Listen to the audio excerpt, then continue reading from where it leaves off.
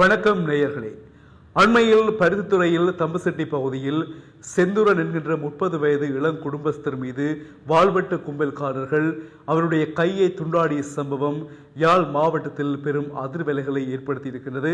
அந்த கை வெட்டப்பட்ட சம்பவம் தொடர்பாக பலரும் தங்களுடைய கண்டனங்களை சமூக வலைதளங்களில் குறிப்பிட்டிருந்தார்கள்.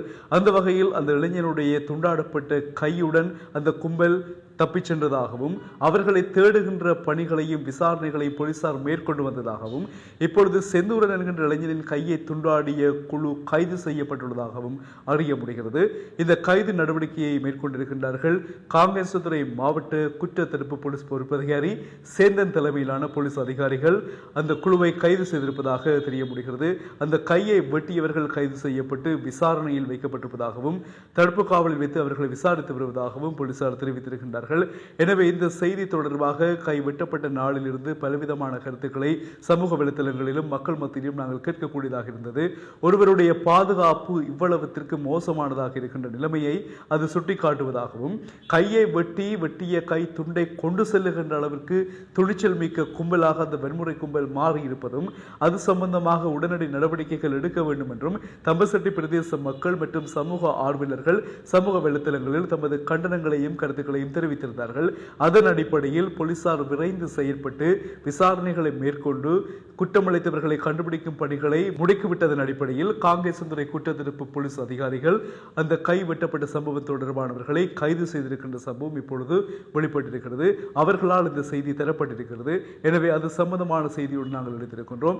இந்த செய்தியினூடாக அவர்கள் சொன்ன விடயம் என்று சொன்னால், எங்களுடைய மாவட்டத்தில் எங்கு குற்றங்கள் நடந்தாலும் குற்றவாளிகள் தப்பிக்க முடியாது, தப்பிக்க விடவும் மாட்டோம். எந்த வகையிலாவது எந்த ரீதியிலாவது குற்றவாளிகள் இனங்கண்டு சட்டத்தை நிறுத்த வேண்டிய தார்மீக கடமை போலீசாராக எங்களுக்கு இருக்கின்றது. அதில் மாவட்ட குற்றத்தடுப்பு போலீஸ் பொறுப்பதிகாரி என்ற வகையில் என்னுடைய அணியினருடன் இணைந்து இந்த குற்றவாளிகளை கைது செய்வதற்கான நடவடிக்கைகளை தான் விரைவுபடுத்தியதாகவும் குறிப்பிட்டிருந்தார். எனவே இதுபோன்ற சம்பவங்கள் எங்கு இடம்பெற்றாலும் இத்தகைய நடவடிக்கைகள் விரைந்து எடுக்கப்படும் என்றும் அவர்களால் தெரிவிக்கப்பட்டிருக்கிறது. தம்புசெட்டி பகுதியில் மேற்கொள்ளப்பட்ட இந்த கொடூரமான கையை வெட்டுகின்ற இந்த சம்பவமானது வடமராட்சி பகுதியிலும் ஒரு மக்கள் மத்தியில் பீதியை கிளப்பிய ஒரு சம்பவமாக பார்க்கப்படுகின்றது. ஏனென்று சொன்னால் தொடர்ச்சியாக இதுபோன்ற சம்பவங்கள் யாழ் மாவட்டத்தில் இடம்பெற்று வந்தமைதான் இதற்குரிய மூல காரணமாக பார்க்கப்படுகிறது. இதற்கு முன்னரும் நாங்கள் பார்த்திருந்தோம், காரிநகர் பிரதேசத்திலும் இளம் குடும்பஸ்தர் மனைவியுடன் மோட்டார் சைக்கிளில் சென்று கொண்டிருந்த பொழுது வன்முறை கும்பல் ஒன்று அவர்களை கலைத்து சென்ற பொழுது அவர்கள் பாதுகாப்பிற்காக அங்கிருந்த கடற்படை முகாமுக்குள்ளே சென்றும் அவர்களுக்கு அங்கும் பாதுகாப்பு இல்லாத நிலையில் கணவன் கடத்தி செல்லப்பட்டு தாக்கப்பட்டு மனைவியும் கடத்தி செல்லப்பட்டு அந்த சம்பவம் பெரும் பரபரப்பை யாழ்ப்பாணத்தில் ஏற்படுத்தியிருந்தது.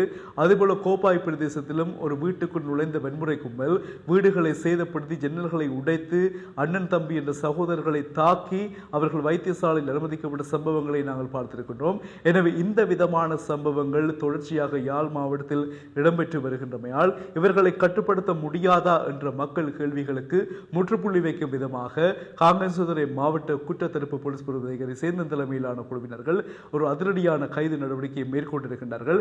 அந்த விசாரணைகளை தொடர்ந்து கைது செய்தவர்களை விசாரிக்கின்ற பொருட்டு அவர்களிடம் பெறுகின்ற மேலதிக விவரங்களை கொண்டு ஏனைய குற்றவாளிகளையும் கைது செய்ய முடியும் என்று அவர்கள் குறிப்பிட்டிருந்தமை குறிப்பிடத்தக்கது.